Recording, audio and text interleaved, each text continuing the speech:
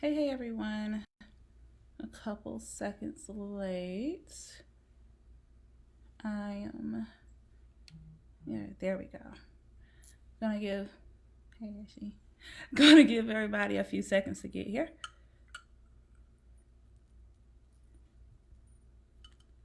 Don't send me nothing crazy. Hi, Yanking Glow. Literally. If you would have seen what I look like, well, you saw. God works miracles.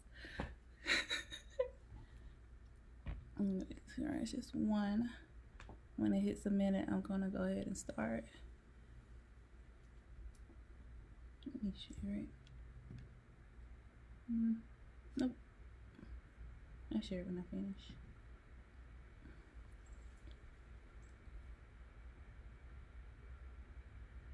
I'm at least wait for one more person come in. I appreciate you though.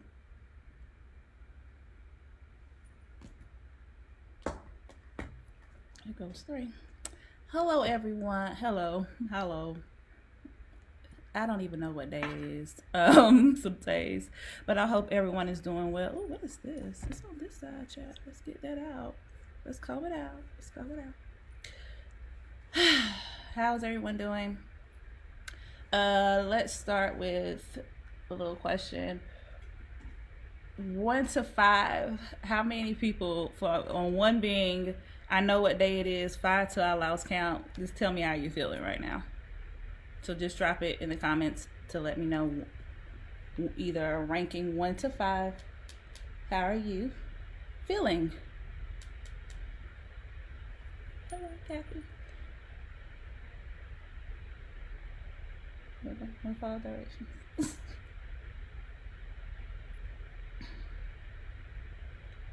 I'm gonna do 5,000 things at the same time.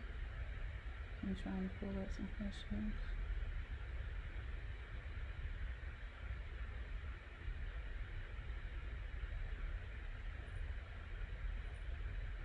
Everybody say that cute. 3, 4. You would know what day it is, definitely. 5. Kathy says she's at a 5. Valerie's at a 3. Earlier today, I was probably at a 1. I for the first time in a long time, forgot what day it was until my calendar alerted me that, hey, Heifer, you have a live, and that you had other stuff going on. So I understand. We're going to be talking about today, if you cannot tell by the topic, is Corona chat. I have been going over and over, finding resources for people to learn and to be knowledgeable of what's going on with Corona. It's a lot. When I say it's a lot, I get it. It's a lot. It can make you, nothing, you didn't miss anything yet. I'm just literally getting started. Oh, what you can tell me, rank yourself from a 1 to a 5. 1, you forgot what day it is. 5, you're fine about how you're feeling. That's the only thing you missed, is that. I was just saying that for the first time in a long time, forgot what day it was. I think I have been in the house consistently since Saturday. So yeah, that's why I forgot what day it was. But going into what the topic is going to be for tonight is Corona chat. Corona has literally put a line in a lot of our lives right now, mine self included. But what I want to do is take some of the questions that I've been receiving from people on how to financially figure themselves out through Corona, or the Rona, whichever you want to prefer to call her. It's a her. And what things can you do to better keep yourself focused, keep yourself sane, and keep yourself sustained through this time? A little about me. My name is Nadia Vanderhall, if you cannot tell. I'm the owner of Brand and Brands Strategy Group, LLC. I specialize in content, consulting, and coaching against money as well as marketing. So I might talk about money a lot, but that's my other strong suit is marketing, if you probably cannot tell. The reason why I wanted to have this chat tonight is because the last 2 weeks have been crazy for us. My inbox has been on swole about people asking what the heck can I do, when are the stimulus checks coming, how much I'm going to get from the stimulus check, blase, blase. I get it. I want to know too if I get one, but we don't know. And a lot of you are concerned about how can you shift into this new normal. I am concerned about that too. And from the news of seeing the deaths, the cases, the stimulus, unemployment, companies closing down, things of that nature, you're like, what the hell? I'm like that too. But for the financial aspect of it, I'm going to try to curve any anxiety that you could have and talk about the 4 and a possible. If you play spades, you know what that possible is. I started off talking about 4, and another one came to me as I was prepping my notes for this session. So another thing to lighten the mood a little bit, 1 to 5, rank yourself. 1, you done ate all the snacks, they gone. To 5, I still got a pantry full. So tell me what you have right now. Have you taken all the snacks for ransom? Are they all gone? I know mine is pretty much stopped. I've been doing pretty good with my eating because I'm trying not to gain the Rona 25 like my sister calls it. No one wants to rate themselves. All the snacks gone. Everybody has all their snacks anywhere.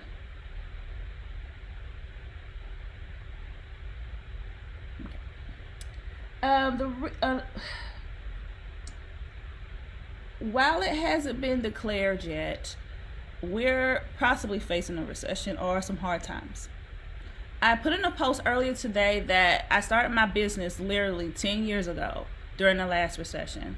How that came about is that I was working for a job. My job was outsourced to India, and then next thing you know, I'm out of a job. Found myself 4 years without a job, with a negative mindset and a negative bank account. So the information that I'm giving to you is not just coming from, oh, she Googled everything or what have it be. I literally lived through this thing for 4 years with double negative, triple negative sometimes accounts, looking for a job and relying only on unemployment. I learned about money when I didn't have any money. So let that be a cue to you. And I figured that my business has to be one that helps businesses and helps people. And while I have rebranded it over the years, it started as the foundation was literally the last recession. I am not saying anything to scare people. I just want people to be secure during these times. So what's interesting about all the 4 things is that they came to me. I'm probably gonna sound like what's her name? Honey Pot's owner was saying it came to me in a dream. It literally came to me in a dream. The things that I want to talk to you about today. Interestingly enough, all the 4 things and the possible start with the letter S, and I don't know how it came to be like that. It just made sense. And let's go ahead and get to the next one. I hate to have to flip pages, but the first one is staying sane. It's hard to say, oh, you should stay sane and stay positive, but I know for myself, my anxiety has been attacked by all of this, and this absorbing all of the energy and the questions that I've received. A lot of things is moving at a pace. If you were to look at my last live I did literally a month ago, look how much has changed in a month. A lot. From layoffs to cases to it was just a disease in another country to now is basically encapsulating what has been done globally. So a lot of that can make your anxiety crazy. But the first thing I want you to do before I walk through the rest of them is to stay sane. Stay sane as you can. I want us to focus on how can we better put ourselves on rice. You know how when your phone falls into water and the phone is drowning. I want you to put yourself on rice. Literally unplug, decompress, practice some form of self-care, because you cannot be at your best self. You cannot sustain anything hard. And as my pastor Steve says, you can't have a strategy while you're lost, while you're overwhelmed. So that first thing I will want you to do before I get to the money part is for you to stay sane and stay focused and stay secure. The next portion is interesting because I've been seeing a lot of you say that the emails from different stores have, it seems like it's picked up a bit, and the ads is picked up a bit, because it has. I want you, the next S in it all is to focus on your spending. I know it's so easy for you to sit home if you're working from home, if you're doing homeschool. No D nice, if you're doing homeschool with your little ones, it's easy for you to click Amazon, click those emails, grab those sales. But I want us to take time to figure out, I'm sorry, I coughed a brain fart. I want us to figure out where are those holes that we're spending at. Are we spending too much on clothes? Are we spending too much? Well, comfy cute is in right now. Are we spending too much on services that we don't use? Are you not going to the gym right now? Can you pause that to take that money to do something else with it? The reason why I want us to focus on our spending is no matter if we get a stimulus or not, I want you to fully understand where those holes that you could be patching up with plans and strategy for you not to spend as much as you've been doing. I posted a meme, I think the day before yesterday or yesterday, saying I saved $1,000 with being in quarantine. For some of us, we have saved money. That's me. But for others, it has made our spending worse. So while I get it that's a way of coping or coping mechanism, I want us to take a step back to delete those emails. Unfollow, I think that's what it is a inbox or a plugin for your for your Gmail account. It's just figuring out how can you unsubscribe to all of those emails and get focused on only the necessities that you need and how to actually curb that spending. While comfort clothes are cute, they can cost you cash, and cash is going to be one of those things that is important for us moving into the days ahead. We don't know, and I think I said that a couple of weeks ago. We have no idea what's coming, because guess what? A month ago we didn't even see this coming. We knew the Dow was down. We knew, 45 was doing his usual banter, but we did not know that lives will be lost, that jobs will be lost, and that we will be looking for a stimulus check that's probably the laughing stock of the world. But I want us to see that we don't know what's coming, but if we figure out what we're doing now, we'll better pivot for what's to come later. What are you spending on is what I call it. Even looking at your loans or your credit cards or anything that you have right now, are you paying too high of an interest rate? I know a lot of people are saying, oh, well, you have 30 to 90 day grace period on your bills, but are you paying too high of interest? Are you calling to say, before you get that 90 day or day grace period, are you calling to say, hey, is my interest too high? Can you help me with my interest? Can you lower my interest? Because that would help me stay on track. A lot of us go through trying to sorry, another brain fart. A lot of us go through all of this just trying to stop the bleeding or to stop the payments because we can, and that's afforded to us. But if you're able to pay your bills, pay your bills. If you need help, look to those creditors that can help you during that time. Another thing, going back to what I was saying about your interest rates, check to see if you're paying too high on your credit card. Can you refinance your car right now? The reason why I'm saying that is because interest is another way or padded on effect to what your bill is. You're paying against the principal. Your interest could also be that reason why your payment is high. So if you alleviate that down, the payment goes down. You could take that payment, the difference between the old payment and the new payment due to your interest rate, and take that difference and put it to a savings account. We'll talk about that in a minute. But the reason why I want us to be very cognizant on our spending is because we don't know what's coming. No large purchases at this time. I know it's easy for you to say, I'm home, I need a new TV or whatever, or even I think it was Hyundai saying that you could get a car and not have a payment for 6 months. That's cute. But if this carries on beyond 6 months, what you gonna do then? So it's like no large purchases. 1, 2, figure out what are you spending on that you could be cutting, or you can be getting less on the interest, or you can even utilize that grace period. I've referred 3 people on the way to do it and the the script of sort for you to call when you call your creditors. A lot of companies, I think Duke Energy, which I'm here in Charlotte, stated that basically they're not cutting anyone off or anything like that, so you don't have to call them. But don't do that to your car loan. Don't do that to your student loan. We'll get to that in a second. But take account of where your spending holes are. How can I cut down any aggravated spending, and how can I cut any interest on any loans? Don't go get a payday loan. Don't do anything like that. No extra craziness, because I'm gonna tell you what's gonna be your two buddies as we go through this: cash and credit. I'll talk about that in a second, but cash and credit is going to be those two C's that you're going to really lean on to move through the rest of this, whatever we're going through, or how I call it, the new normal. So, are you spending more on snacks? I put up a thing the other day of saying every 2 days I go to the grocery store. I was doing pretty good with my quarantine green.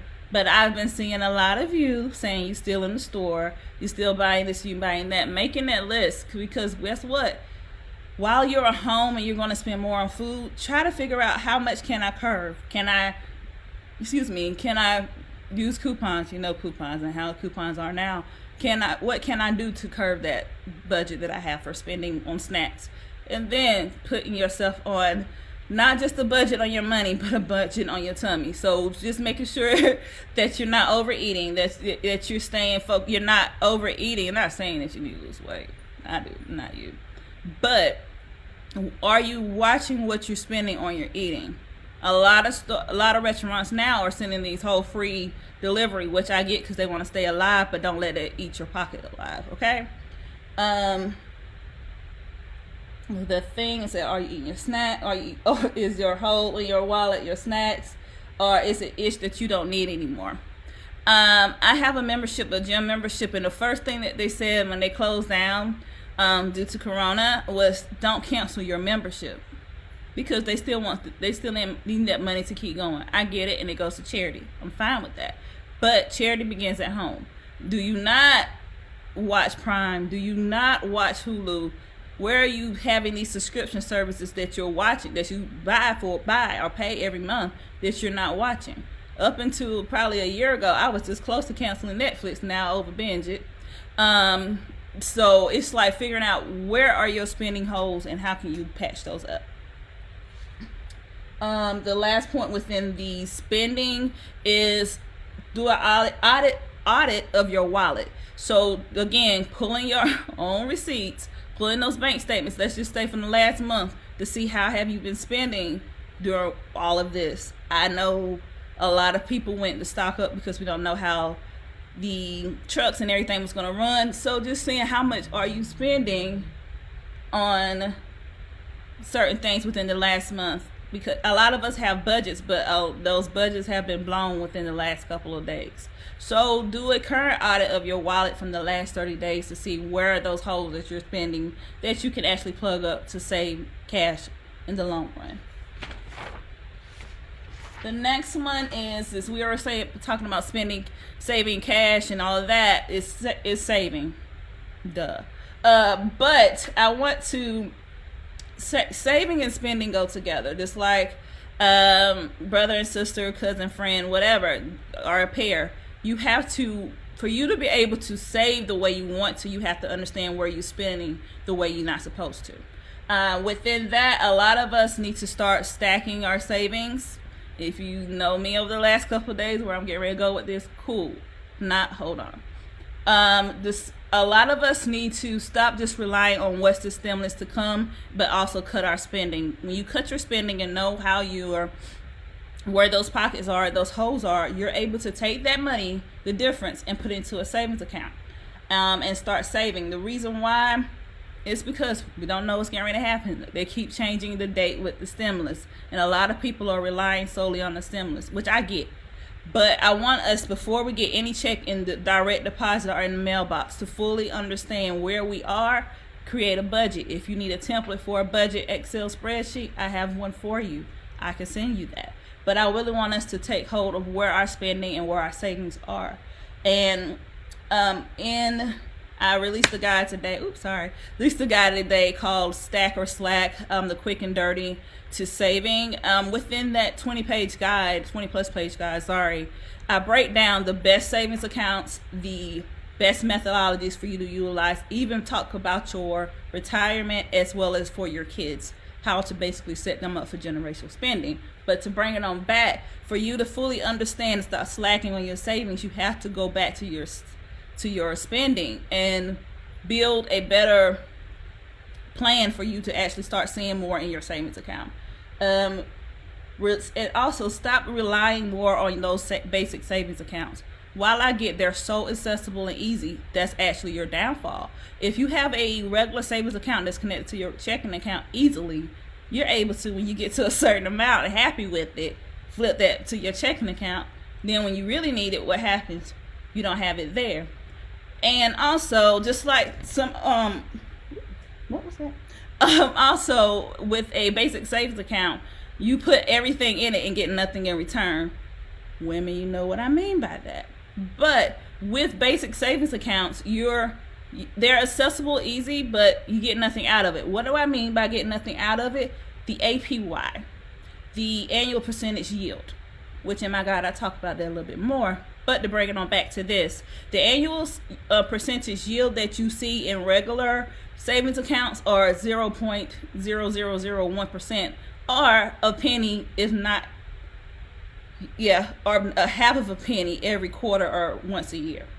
Versus if you go and get to a high yield savings or a CD or anything like that, you're seeing 1%, 2%. But to bring that to connect back to your spending, the more that you cut your spending, the more that you'll be able to beef your savings, the more you'll be able to put into a high yield savings account, and the more that they're going to pay you to do all of those things. So traditional savings are cute and easy and accessible, but they do not pay you to keep saving. And they make it so it's kind of a savings account. It's kind of like the whole money under the mattress, money in the shoebox. When you need it, you snatch. But when you really need it, it's not there. So having a high yield savings account or having a CD will make it more easy for you to build as you beef up your savings, and to actually make you put thought into what are you saving for. You could be saving for a month of rent or a month of your mortgage if your mortgage is not going to be covered by any stimulus relief. So it's like putting a a foundation on what you're saving towards. So while I get basic savings accounts, I had them, but over time I start really looking like I'm not getting anything out of this. And don't be afraid to call up your bank to see if they have a high yield savings or if they have anything that can match what you need. But going back to it, you get nothing in return with having a regular traditional savings. While they're good, you get nothing out of it. And just like any relationship, if it's not working out and beneficial for both of you, you have to move on. Don't stay in toxic relationships or toxic bank accounts. Same thing, but stay in the house. But going into my next one, is which a lot of people have been asking me about, is stocks. Stocks are, especially today, they were down. The Dow was down probably 700 points. Stocks are really good right now to buy. And I think all of the financial people are telling you to buy stocks now. I would tell you to buy stocks if you did the other things beforehand. I do not want us to be so focused on just buying stocks that we have not curved our spending and we have not boosted our savings. I'm not saying that you have to have a couple months saved to buy stock. No, I'm just saying for you to figure out your overall strategy before you even buy any stocks, before you even swipe or call a broker to buy any stocks. That's what I'm saying. Also research those stocks before you purchase them. The reason why I say that is because if you go do a historical data pool, or just go back and pull their receipts of, say for instance, who dropped so bad? I forgot. I had it because I referred somebody to that today. But go back and look at a stock that you want to purchase, whether it's Amazon's a good one, or Disney in 2008 took a nosedive like everybody else, but Disney did not come back into current play until roughly 2017.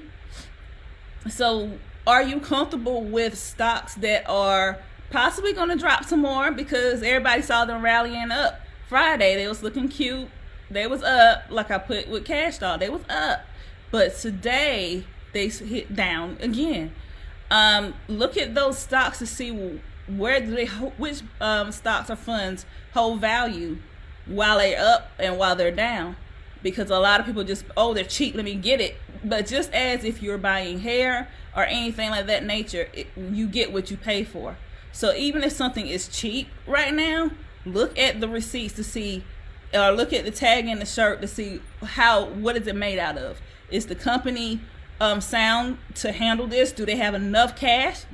Bring it back again. Do they have enough cash in their revenue to, just in case something happens, to be able to sustain? How are they with their losses? Have they took a big L?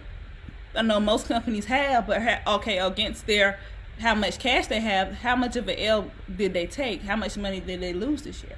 So with looking at those things, I want you to be able to understand the value that they hold, because yes, everything is cheap right now, but I want you to see how are they going to be if they drop even lower. And while this is not 2008 or 2009, 2010, we don't know what's coming. I'm not Negro Diamonds. I cannot predict what's coming, but I can say that we have to be very mindful of the stocks that we pick. Just because it's cheap doesn't mean it's going to give you a coin. The stocks that you are purchasing have to withstand if it goes lower. And then to bring this part back, are you fine with the stocks not popping up in 2021 back at what they were, say, last 2019? We don't know what's going to take, or how long it's going to take for us to revert back or bounce back as an economy. I've given my thoughts on that on other people's posts, but it's not going to be tomorrow. So are you fine with buying stock that could either drop lower or not bounce back and give you a dividend by next quarter? Because a lot of companies this month have been withholding their dividend. Why? Because they're trying to retain that cash that they have to pay out to their shareholders to keep to their company, to make sure their companies are afloat. A lot of people aren't talking about that, but I am. But you need to be cognizant on those companies that you're spending your coin to see, are they withholding dividends right now? Can they withstand going lower, and then am I comfortable, and what's my tolerance level if they don't go up as fast as I anticipate? Because a lot of people buy stock, and if they're not paying a couple $100 in dividends, they just want to stop investing. I will say this, and I've said it before, that investing is not a sprint. Trading is. I'll probably be talking about that in another month. Trading is okay, I didn't say that. I'll get to those questions in a minute. Thank you, Steph. Trading is a sprint, and this can be a headache, but investing is a marathon. No, yes, Nipsey said the marathon continues, and so same thing goes for your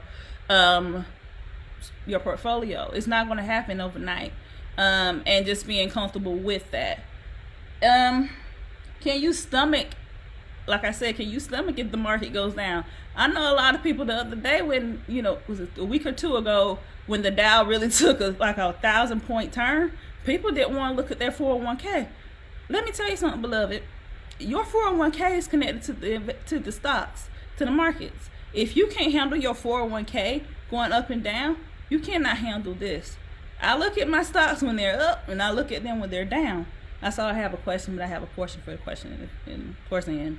But I want you to be able to look at when stuff goes down, look at when stuff goes up, and being able to assess what I need to change. Do I need to shift around how many shares I have of this certain fund? Do I need to move it around? What do I need to do? And then to give another tip to your 401k. And I've given this advice probably about 4 times in the past 2 weeks, in the past week. Look at your 401k. Look at it. Look at those funds to see what funds did my employer think that was good enough for their employees to invest in. Then you go look at those funds separately to see what my asset allocation is. Asset allocation is just another term for that. It's just how much money you gonna put into that pot. How much of my dollar do I want to put towards something? So just like if you're baking, how much of a teaspoon do I need to put into this cake? The cake, overall cake being your portfolio. So how much of a teaspoon, say for instance, Vanguard, SP 500 or whatever it is, I'm just pulling up my behind, but of this, no, Vanguard large cap, if it's tanking, I'm just getting hypothetical example. If my Vanguard large cap is tanking and then I have 90% of my 401k in it, my 401k goes down because that is impacted. So your 401k is a cake. You have to be very particular and look at the formula and the recipe that you're building within your portfolio to know, do I need to not do too much on this or move too much on that? So it's just being able to look at it in the oven to see it's not baking right. Let me try this recipe again. Let me take some things out and let me add some things in. With your 401k, you have 100% that you can invest in within it, but it's all about what you can do. You do not have to invest in all of the funds that they give you, but you have to do your due diligence to see what funds make sense, what funds last, what funds are going to be still good within the life of your retirement account. Okay?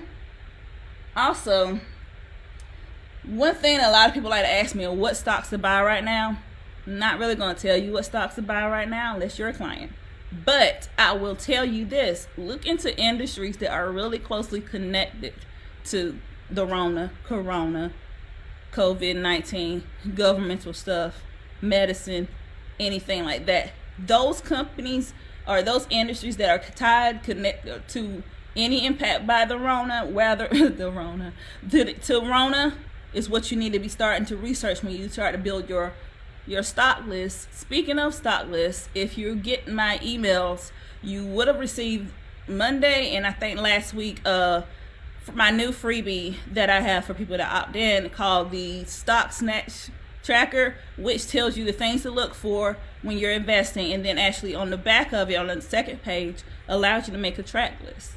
But to bring it back, when you start looking at those companies, you need to, it goes back into the research portion. What industries are being impacted in a good way by the Rona, and what industries are being impacted in a bad way by the Rona, and which companies and industries are going to be benefited by the stimulus package. I said a lot within a little, but it's just taking that research into your own hands to see what industries are or going to be benefited by the Rona, or going to be critical to the Rona, and then how can I find those stocks that line up to it. And the last one, it came to me, and I said it's a possible, but it's an honorable mention that can make your honorable coin. Skill. While we're all sitting home for long periods of time right now, how are you utilizing your time to build your skill set? How are you learning something new? Or I know for me, I purchased a course a couple years ago, and I'm just putting it on my calendar now to actually finish that class. Why? Because that's going to be beneficial to my business. So I've shared, 450 free classes that are online right now through Coursera, edX or something like that. Google is your friend. I share a lot of those courses. If you want something particular, you can ask me. But it's Google and God can help you find a skill set to learn right now. Why? Because a lot of them, like I said, are free, and a lot of them are good to look into right now. Like I said, Coursera is one, because I think a lot of theirs is it's over 450, and I know Google is good for offering those too, because I think they have a Python as well as a coding class that or certificate that is absolutely free. Just saying. Some things to keep in mind while looking at those classes. What skill set pay high but takes less time to obtain? So if it's a certificate, I know the one that I keep referring to from Cornell is actually the one that I helped build when I worked for Bank of America. A lot of people don't know that because I don't like to talk about what I do.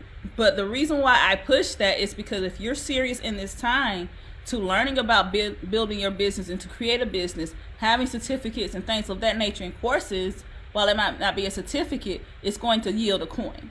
So finding something that's not going to take forever, but for you to see a higher return of investment in. Another thing to call out, what industries are changing and how? Again, a lot of these companies are starting to look into robots, into artificial intelligence, into augmented reality, look into certain classes and skill sets that are going towards what the innovation that we're seeing now. Because a lot of these companies now are seeing that, yes, we do need to have people work from home. So what skill sets can you obtain to put yourself in the door or put yourself in position to align with that? Another one, what can I learn to earn more at work or on your own? Right now, I think we've kind of learned that having one stream of income is not a luxury, but a necessity. Because a lot of companies are starting to cut their pay. I hate to say that, but I just love to keep it real. What can you learn to earn more at work? Because yes, you're working from home, but are you still setting yourself up as an asset when you're working from home? Yes, you could wear pajama pants, but how are you pivoting different procedures and points that they need to know at work to make the team look better, but to make you look good too? So this time right now could be for what you set yourself up for a promotion. I did it on my last job. Let's leave a little clarity for that. But how are you positioning yourself within the time that you have? Can you learn a skill set? Can you learn a process that the company and that team needs to learn or to know to actually make it better? Another one is, if you want to work for yourself, what industries are doing good right now? Everybody and their mama is doing drop shipping. People are starting to do vending machines, but as you can see, a lot of people cannot go out and play. They have to stay home and wash their hands. So what industries can you look to build your own business that's going to yield you money, whether it's essential or non-essential? What are those things that you could be doing to boost your income? Some people are good in the MLM, which is multi-level marketing. Some people are good at talking about money. Some people are good at giving advice. Look at what you currently already have to look how you can bring more money in. So what skill sets can you be learning? What are through those free courses or through just doing research? So this time, while it's a time for us to rest and reset, how can you actually bring in more income during or after? And if you're a business owner and you're impacted by this, how are you taking your business and revamping it to match what the current trends are? A lot of us get stuck in our ways of saying, our business is built to do this. Business models do not stay the same at all times. Look at Amazon. Amazon was just supposed to be an online bookstore. Now it's adjacent to all of our wallets. So are you able to shift as you go through your business as it goes through the ebbs and flows? So to bring it back with this overall is, are you taking the time to reset, recharge, and to refocus to figure out what skills can I utilize to pay myself more now and later? Because while the corona has impacted us over a month, the impact is going to be felt for years to come in industries.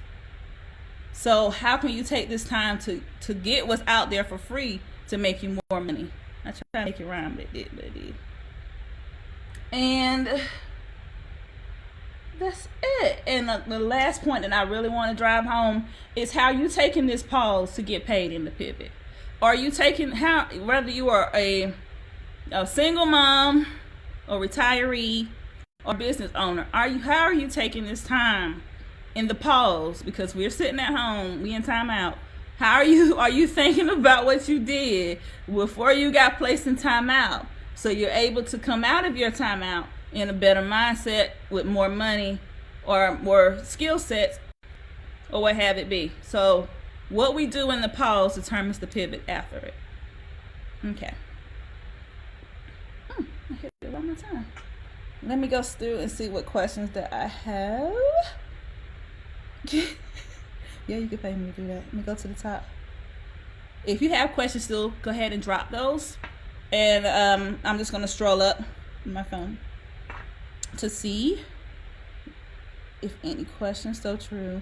Credit card emails with offers have increased as well, and a number of layoffs are increasing. That's true. Going back to, I know I deleted at least 100 emails from stores. Judge your mama. On sell this, buy this, or free delivery and all this stuff. Delete and unsubscribe. So yeah, credit card emails are going up, and I'm seeing a lot of people saying that they're receiving emails from their credit card companies saying that you get a boost and we increased your credit limit. Why? They want you to spend more money. So I'm not saying for you to decline, but I'm just saying for you to be smart about what you're doing and how you're spending during this time, because the companies need to make money, but you need to keep your money too, and also figuring out a way how to make money. Let's see. Cheerio. Pre-ordered. Can you just pay me to do that? Yes, you can pay me to do that. Actually, a lot of people have been asking me questions about a lot about the Corona and how they can make a plan. Like I stated in my email today, I am doing something called quarantine and strategy. You have 20 minutes. You want a quick question, you can book that. After this live is finished, I'm going to update the caption to have all of the links for anything you need to know. So yes, you can pay me to do that. Unsubscribe is my friend. It is my friend as well. Any more questions?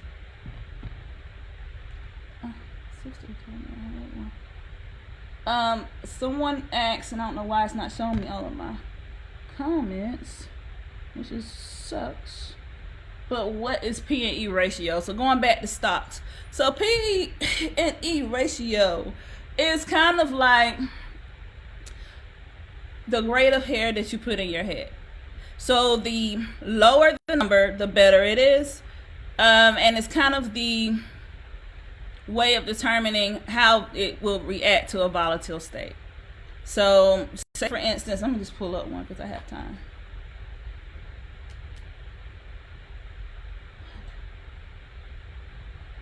Please, if you have any questions, drop them in the comment box while I look on my favorite and wait for that to load. Also, let me call out this, and I kind of already explained about P&E. If you're looking at stock, don't be so hard pressed to just get something that's going to pay a dividend. Yes, dividends are good, but value is too. And that's kind of what goes into your P&E ratio, is what do analysts feel that the value of that stock is. So with my Tesla, if you have Tesla or if you have Amazon or anything like that, that's not right now paying out a dividend, the value of it keeps going up. So whether you brought it for a fractional share or brought in an ETF, I'll talk about that soon, actually at the end of the month. If you brought something and it doesn't pay out a dividend, but yet I think one of my clients brought a partial share of Disney at $80 a share, or $80 per, I think, no, it was less than that, 50. That's when it hit 100. So it was $50. They brought a fractional share. So when the price of Disney went up, their value of what they hold within that stock went up. So a lot of people will tell you yes to buy the companies that have dividends or have strong dividends, but also going back to what I said, what companies are going to still withstand if it drops? Are you still going to be having, it's still going to hold its value? A lot of them are not, and a lot of them are showing that they're not. So it goes back to say what companies are going to pay you a dividend. If they do not, they're going to hold their value. not just today, but also tomorrow. How often should you ooh, I'm sweating, baby. Ooh. How often should you review your 401k? Depending where you are in life. Some people just do the set it and forget it until, oh yes, it's time to revisit your your allocations or what your holdings are. I would say to honestly, if it's not in times like this, look at it once a quarter or every other month to see. And whenever you do look at stuff, to figure out what's all in this, because a lot of your 401k it's probably market money market accounts and some other funds. So within those, say for instance, going back to the whole large cap, I'm not even going to what that means, but into the large cap, it's little companies within that too, or little funds within that. So researching to see what's in that, and to know if something happens to that company, something has to that fund, it might go up, it might go down. Something that I love to call them triggers. So if it's the economy is triggered and it goes over to your 401k, yeah, look. But if everything is smooth, quiet, and sound, once a quarter. Also, if you have a 401k, you pay a service fee. And I've said this many times past yesterday. Do not pay a service fee and not talk to the people who service your account. Meaning, yes, you can call me. I want you to call me. People do call me. I'm very grateful for that. But you pay these people who hold your 401k. Call them once a year to say, hey, is this fund performing fine? Do you have any questions, or do you have any suggestions on how I can see a better performance within my 401k? So going back to the question, check it once a quarter, unless it's a very volatile environment, which we are in right now. And also, don't be afraid to pull the slip of the people who are servicing you or actually holding your 401k. You pay them a service fee. You might not see it, but you pay them a service fee. If not you, your employer does. So take advantage of that. Any more questions? So, wait, what? Yes, Stephanie. So you rely on me to tell you about your 401k, but I want to say I'm not going to say who holds your 401k. I'm just going to give an example. Say, for instance, yours is held by Fidelity or Vanguard. It's held by Fidelity or Vanguard. They pay a service fee for you to call them at least once a year, or maybe more, depending on what goes in it. Contact HR. I'm not HR, baby. And ask them, hey, how's it performing? Do you have any suggestions on how can I get a better performance from that? I keep seeing a lot of people say don't look at your 401k, but if you do not know what it's doing right now, when stuff goes up, you're not even gonna know if you should keep it in the fund that it was in or not. Don't be afraid to look at your finances. I want us to stop being afraid to look at our finances. That is what's wrong with us as a culture, is that we're afraid to not only look at it, but to talk about it and also to fix it. And I think this time for us, going through this coronavirus and everything like that, while we can't put lime in it, I want us to actually take a step back and be very smart with our money, because right now we have the opportunity to bounce back even harder than we did back in the last hiccup. Now I call it a recession, hiccup. So I really want us to be able to open to look at our money. You know, when Wells Fargo or Bank of America, whoever tells you that your bank account is in the negative and you don't want to look at it, but you know it's there. But you have to start doing the same thing with your 401k. You have to start looking the same thing when you go to Target. I don't want to look at it, but I know what Target do. I miss Target. But stop being afraid and stop telling people to not look at their 401k. Look at it. You look at the refrigerator when you go to it every 5 or 6 times a day. I know I do. So don't be afraid to look at your 401k to know how it's performing, what these funds mean. What is a prospectus? What is that? Side note, a prospectus is kind of like the report card for that fund. So you kind of know how it's performing over a couple of, whether it's a month, 5 months, 5 years, a year, 5 years, 7 years, 9, you get it, or the life of it. Let me bring it back. So don't be afraid to look at your 401k. Please don't be afraid. And another thing that I call out in my guide that I released today, I'm proud of it, is the whole thing with generational wealth. I'm kind of gonna go off my notes now. Is that this time with everything going on is so critical for us to start talking to the generations after that about money, and then how to basically, what does it mean, what things can do, and what have it be, and just the mannerisms in money, and then looking into different accounts that can actually benefit them too while we're going through that. And I know a lot of people don't have it, and I think I read a post, not gonna say where it came from, about people telling people how to spend their stimulus plan money or their stimulus check. I'm just trying to make your check last longer than you waited for it. You wait 3 weeks, month for it. I want it to last longer than that. I want that $500 that you have for your child, if you don't need it for bills, putting it aside to I was getting ready to tell it, but I'm not going to say it, into a high yield savings account for them. Put it into a CD account for them. If you don't need it to pay a bill, build it somewhere else. Put it somewhere to build. So I'm not telling people how to spend their money. I'm trying to make people secure with their money.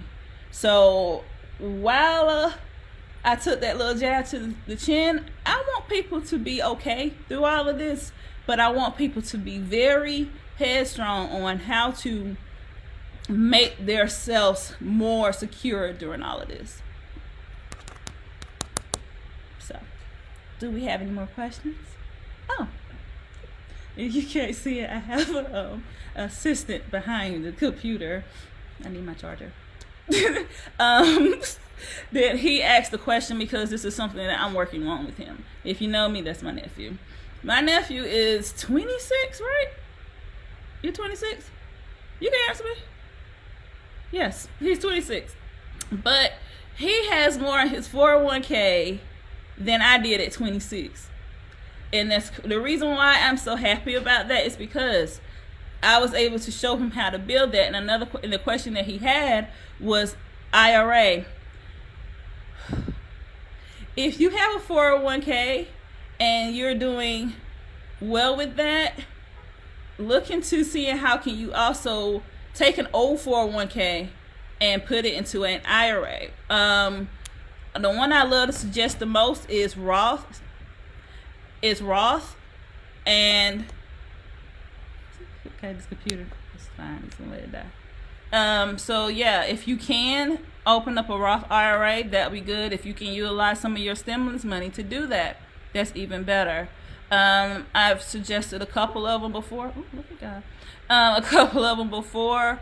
Fidelity is good. I just told my client about E-Trade. I think they're getting ready to move their money over to an E-Trade.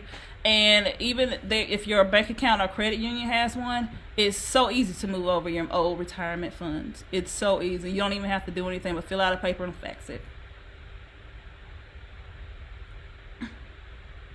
Yes, so you should just check in with your 401k IRA and check in consistently at least once a quarter to see how they're performing. And then whenever you check in for that quarter, do a comparison to the previous quarter as well as to this time last year. So month over month, or mom, and year over year. So how did it perform this year compared to last year? And then as far as your stocks and your bonds portfolio, looking at it and seeing how often can you stomach it. I look at my stuff as much as people look on Instagram. And I have all of the ones that I recommend to my clients and to you as far as the investment apps. I have. So whenever I suggest something to you, it's because I have it, and the reason why I did that and putting myself on the line and having these different accounts, because I want to be able to tell you how stuff works. Does it match what you're looking for or your knowledge base on what you're comfortable with utilizing? And then certain things, if you want to troubleshoot something and you can't get in contact with a certain person by the name of Robin Hood who's been acting up recently, people still email me to ask me what's going on with Robinhood. How can I fix it? So that's the reason why I open up all of these accounts because I don't want to refer you to something to utilize and I don't know what the hell it is. Any more questions?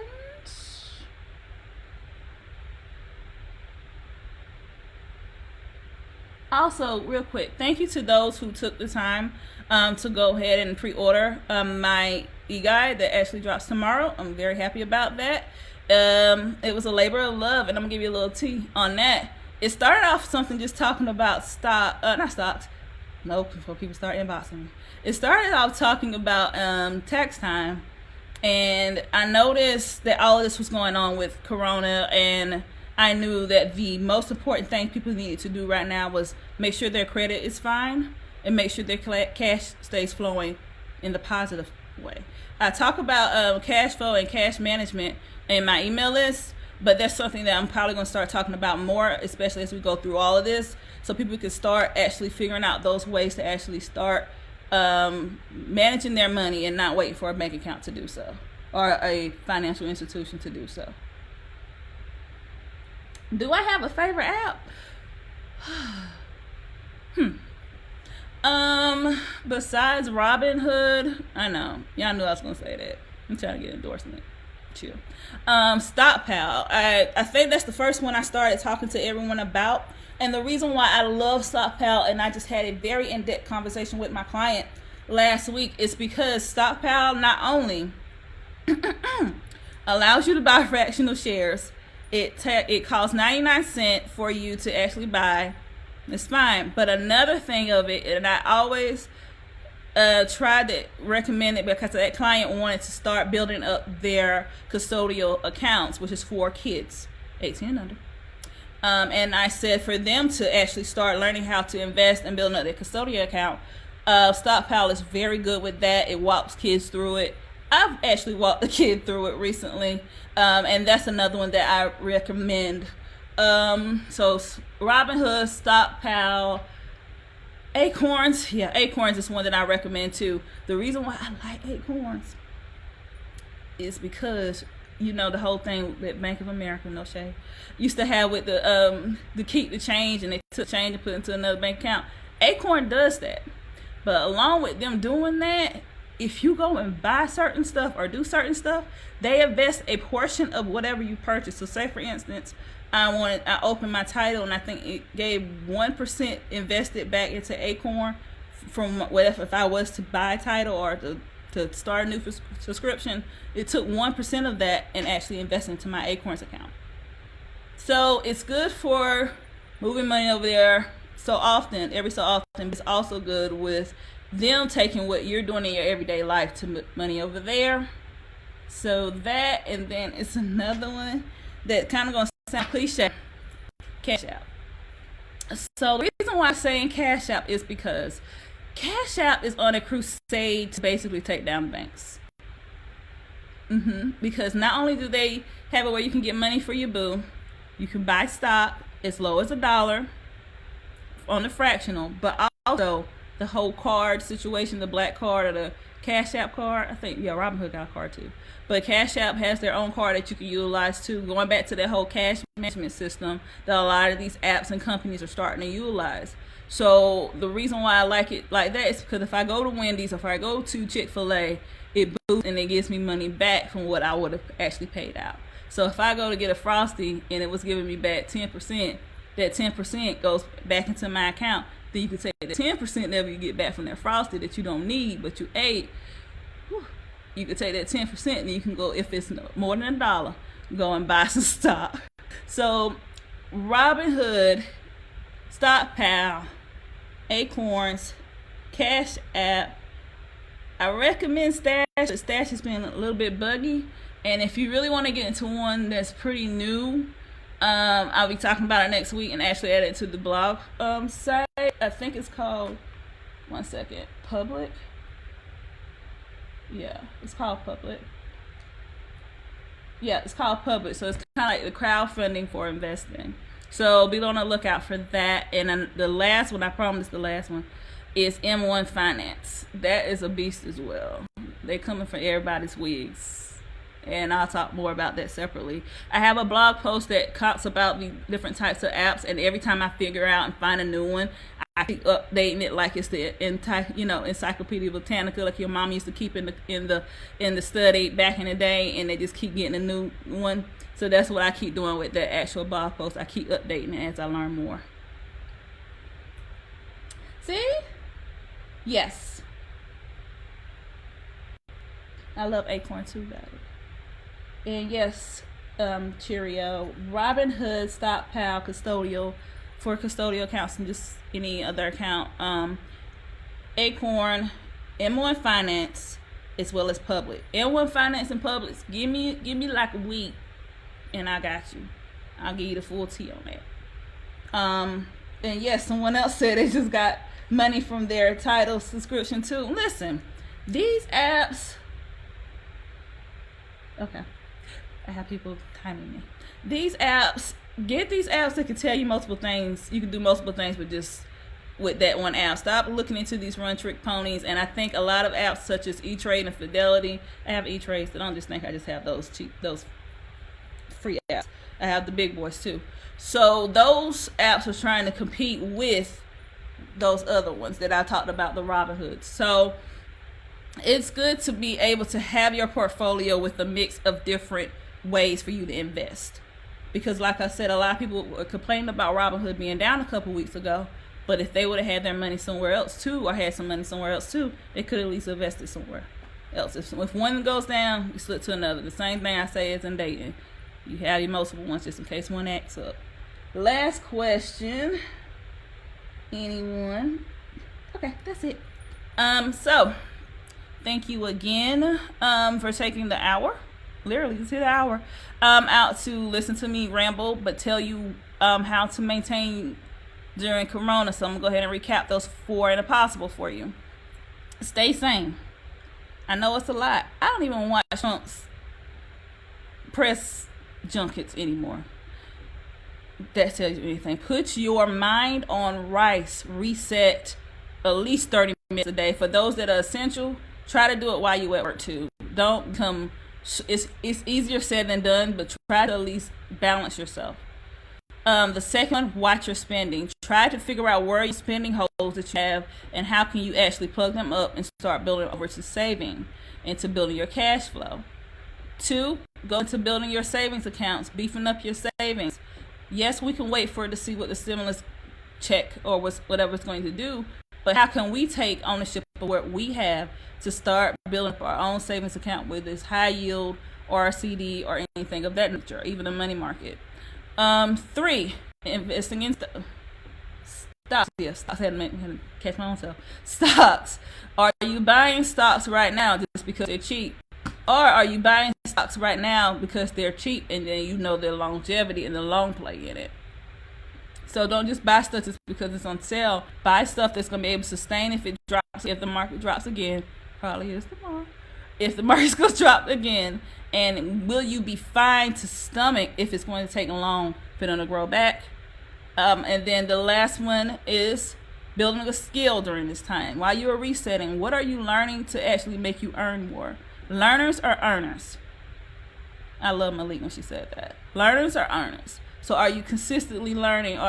And it's not necessarily you having to go back and get a certificate. Are you reading up for what's going on in your industry? Are you looking at what industries are innovative and doing stuff right now? Are you even opening up your own business and stuff that's not going to take you long, but it's going to give you long money? So those 4 and apostle things that start with S is going to help you put the rhyme in the corona that's going on right now. So if I do not have any other questions, thank you for joining me. Again, my e-guide is available for pre-sale. If you join my email news list, you get the free tracker, which is 2 pages. And then also I am taking consultations. I'm not charging the full big bucks that I do, but I'm taking 20-minute sessions as well. The reason why I did that is because I want people to get their questions answered at a low rate, but also see a big impact. So thank you all and have a good night.